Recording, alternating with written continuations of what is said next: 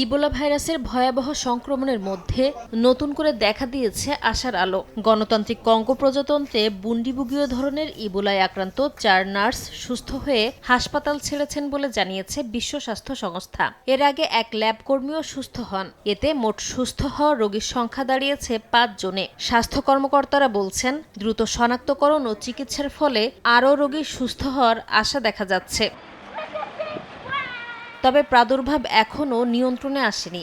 বিশ্ব স্বাস্থ্য সংস্থার তথ্য মতে এখন পর্যন্ত 282 জনের সংক্রমণ নিশ্চিত হওয়া গেছে। মারা গেছেন 42 জন। এছাড়া সম্প্রতি নতুন করে আরও 19 জনের ইবোলার সংক্রমণ শনাক্ত হয়েছে। পূর্বাঞ্চলীয় গোমারে বিভিন্ন চিকিৎসা কেন্দ্রে হাত ধোয়া, তাপমাত্রা পরীক্ষা এবং স্বাস্থ্যবিধি মেনে চলার বাধ্যতামূলক করা হয়েছে।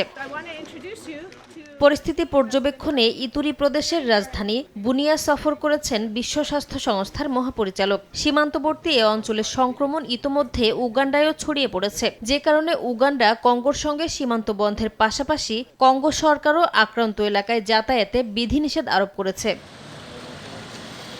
এদিকে যুক্তরাষ্ট্র সমর্থিত বিতর্কিত ইবোলা কোয়ারেন্টিন পরিকল্পনা সাময়িকভাবে স্থগিত করেছেন কেনিয়ার একটি আদালত। পরিকল্পনা অনুযায়ী ইবোলার সংস্পর্শে আসা মার্কিন নাগরিকদের জন্য একটি সামরিক ঘাঁটিতে 50 শয্যার একটি বিশেষ কেন্দ্র স্থাপন করা হতো।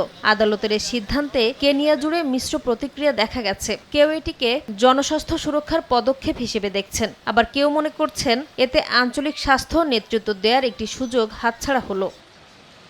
বিশ্ব স্বাস্থ্য সংস্থা ইবোলা পরিস্থিতিকে আন্তর্জাতিক জনস্বাস্থ্য জরুরি অবস্থা হিসেবে ঘোষণা করেছে।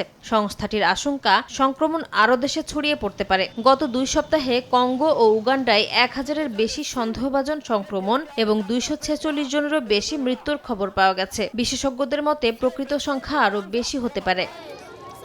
নাসরিন রুমি, সময় সংবাদ।